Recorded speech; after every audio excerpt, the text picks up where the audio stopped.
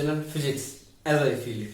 आज हम लोग का टॉपिक है वो है लेंस की क्षमता क्या होती है। हम लोग पढ़ चुके हैं इसे लाइट एंड रिफ्लेक्शन में, पर चूंकि एनसीईआरटी में दिया हुआ तो हम लोग उसको फिर से दोबारा पढ़ेंगे। और एक और टॉपिक है एनसीईआरटी के हिसाब से प्रिज्म का अपवर्तन, उसको भी हम लोग डिस्कस कर चुके थे लाइट एंड रिफ्लेक्शन में, पर एक बार और उसको देखेंगे। तो छोटा सा टॉपिक है, इसमें न्यूमेरिकल आते हैं पर इस कंसेप्ट से नहीं आते। इसके कंसेप्ट लाइट एंड रिफ्लेक्शन से मिलते जुलते हैं, पर जो कि टॉपिक दिया हुआ है तो उसको हम पढ़ लेंगे। चलिए शुरू करते हैं। अगर आप चाहें तो इसे नोट कर सकते हैं, अदरवाइज आपको इसके पीडीएफ फॉर्मेट्स में नोट हमारी वेबसाइट में मिल जाएंगे www.physicsasifileit.blogspot.com। उसकी लिंक मैं डिस्क्रिप्शन में दे दी है। चलिए शुरू करते हैं। आज हम लोगों का टॉपिक है वो सबसे पहले समझते हैं कि क्षमता क्या होती है, लेंस की क्षमता।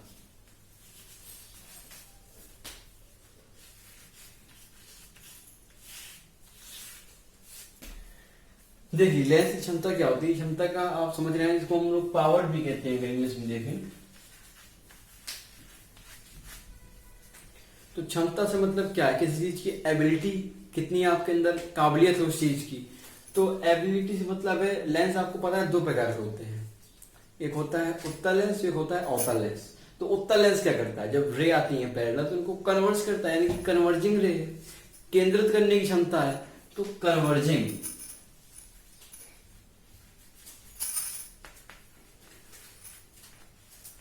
और ये तो हमारी बात होगी उत्तल लेंस की। और अवतल लेंस क्या करता है, अगर कोई वो आ रही है पैरेलल रे अनंत से, पैरेलल अनंत से आती है, अनंत पर ही मिलती है, तो अगर अनंत से आ रही है वो, तो उनका आभासी प्रतिबिंब बन जाता है। बाकी रे कहां चली जाती है, डाइवर्ज हो जाती है, यानी कि फैल जाती है।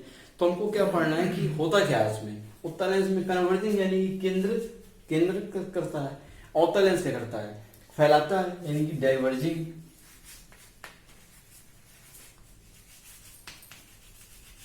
डाइवर्जिंग कितना कन्वर्ज कर सकता है और कितना डाइवर्ज कर सकता है, ये जो क्षमता होती है ये inversely proportional to the f, यानी कि फोकस दूरी, उसकी फोकस दूरी के वर्तमानुपाती होती है।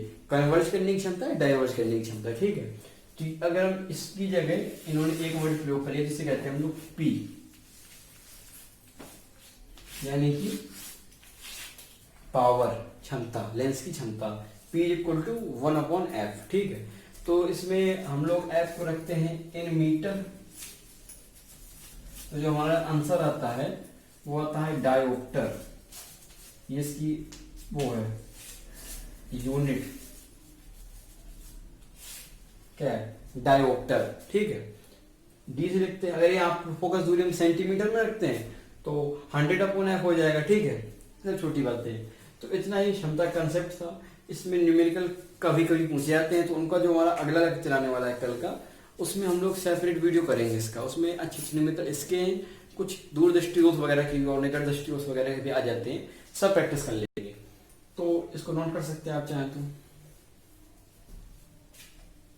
मिट रहा हूं मैं 1 2 और 3।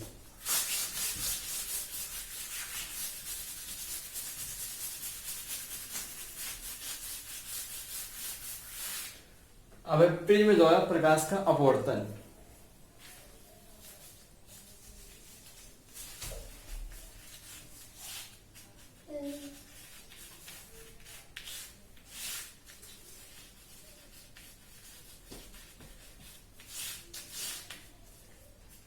तो प्रिज्म द्वारा कैसे अपवर्तन होता है, आपको ध्यान हो, जो हमने पिछला लाइट एंड रिफ्लेक्शन में आपने पढ़ा होगा कि रिफ्लेक्शन थ्रू ग्लास स्लैब, जब हमने पार्श्व विस्थापन आपको बताया था, उभरा हुआ एंगल, या निर्गत कोण भी कहते हैं, तो इस प्रकार वो चीजें। तो अगर हम प्रिज्म बना लें,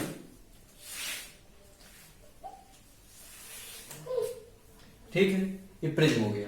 प्रिज्म में हमने ये रे इंसिडेंट करा। इससे पहले बता दें आपको, अगर आपको बेसिक्स आता है लाइट का तो आपको पता होगा कि माध्यम होते हैं विरल सघन। तो जो इसका माध्यम हो जाएगा वो होगा सघन।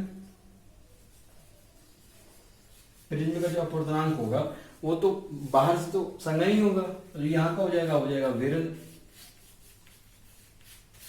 ठीक है, विरल सघन। अब हम कहाँ जा रहे हैं, विरल से सघन में, यानी कि जब विरल से सघन में जाते हैं हम लोग तो क्या होता है, अभिलंब के टुवार्ड्स, यानी कि उसकी तरफ झुक जाती है क्या, प्रकाश की किरण।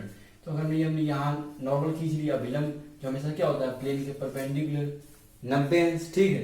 तो अब ये जाना है इसको चाहिए था इस प्रकार, पर विरल से जा रहे हैं सघन में, तो इसकी तरफ मुड़ गई, अभिलंब की ओर झुक गई। ठीक है, अब देखिए अब क्या है, सघन, सघन से कहाँ जाना है, विरल में, यानी कि डेंसर से रेयरर में, यानी कि अभिलंब के से दूर चली जाएगी। ठीक है, अवे फ्रॉम दी नॉर्मल, तो हम इसके नॉर्मल खींच लेंगे, प्लेन के परपेंडिकुलर नॉर्मल हो गया ये। ठीक है, अब जाना चाहिए था इसको इस प्रकार, पर ये नॉर्मल से अवे ऐसे निकल जाएगी। ठीक, ये हो गया।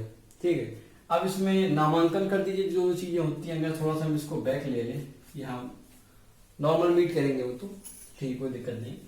अब ये नॉर्मल और इंसिडेंट रे आपतित किरण के द्वारा बनाया गया कोण एंगल ई, सॉरी एंगल आई, यानी कि आपतन कोण होता है, पता है सबको। और नॉर्मल और अभिलंब से द्वारा, और नॉर्मल और क्या कहते हैं, परावर्तित किरण या आपतित किरण, जो भी हो, आपतित किरण है तो आपतन कोण बन जाएगा, परावर्तित किरण है तो परावर्तन कोण बन जाएगा। यहाँ पे क्या हो रहा है, अपवर्तन, तो ये क्या हो जाएगा, एंगल आर।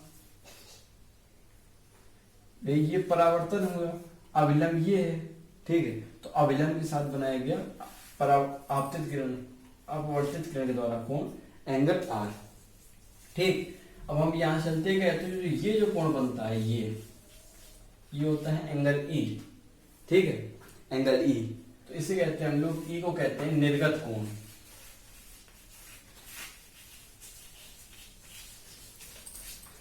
यानी कि इमर्जिंग एंगल। ठीक है, तो इमर्जिंग एंगल क्या होता है कि एक करके उभरा हुआ कोण, इमर्ज हो रहा है, उभरा हुआ कोण क्या देते हैं हम लोग इसको, तो निर्गत कोण हो गया। आई आपको पता ही है, आपतन कोण,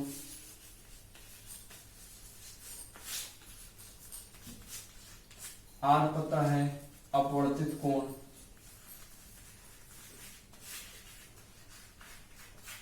और यहां पे क्या होता है, देखिए जाना कहां था रे को, सीधे अगर माध्यम एक होता होमोजीनियस, पर प्रिज्म में रख दिया हमने तो यहाँ डिफ्लेक्ट हो गया, यानी कि इतना, अगर थोड़ा बैक लेंगे तो इतना डेविएशन हुआ, डेल्टा डेविएशन, इसको कहते हैं हम लोग डेल्टा को विचलन कोण।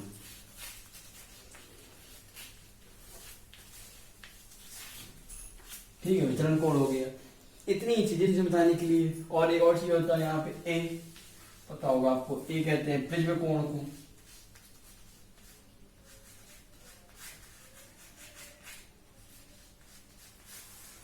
कभी कभी पूछ लेता है बोर्ड में डायग्राम बनाने के लिए, तो आप इस पर बता सकते हैं डायग्राम को, उसमें हर चीज को नॉमिनेट कर दीजिएगा। ठीक है, इतना कंसेप्ट है इसमें।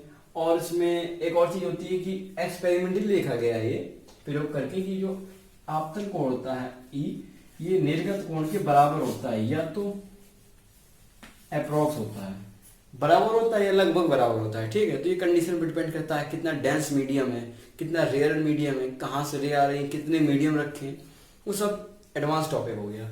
तो आपके सिलेबस में जितना था सब कवर हो चुका है।